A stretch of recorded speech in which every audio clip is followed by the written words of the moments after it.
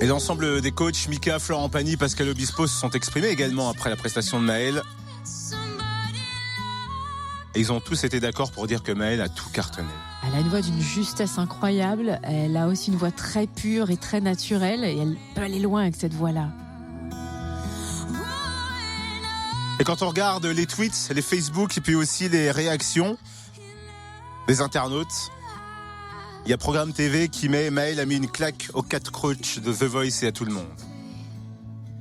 Faut pas s'emballer parce que souvent quand on voit des talents au début des émissions, on les voit pas forcément à la fin. Mais oui, mais on à se dit qu'il y a quelque voix chose. Comme ça, c'est hors norme, quoi. Et Maëlle, forcément, elle s'est exprimée au micro de notre envoyé spécial à la sortie de son audition finale. Elle nous explique pourquoi avoir choisi cette chanson. J'ai choisi cette chanson, donc Wicked Game de Chris Isaak, parce que je voulais montrer ma puissance vocale. Elle est dans les graves, dans les très aigus.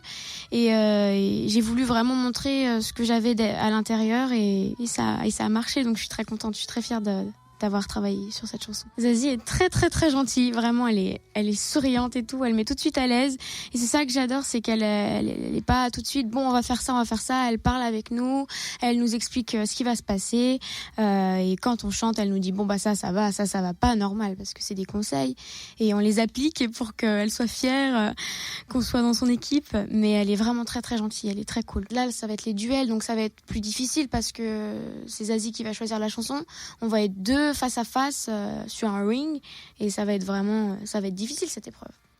Elle sait où elle va, hein. Exact. Sauf qu'on se souvient qu'elle avait parlé de son stress pour l'audition à l'aveugle. Et elle revient sur ce stress. Est-ce que ça l'a encore envahi samedi soir lors de sa prestation à l'audition finale? J'arrive pas à gérer mon stress. Si j'arrivais à gérer mon stress, ce serait la perfection. Là. Mais j'arrive pas. Je tremble comme une feuille et je ne sais pas quoi faire de mes bras. Voilà.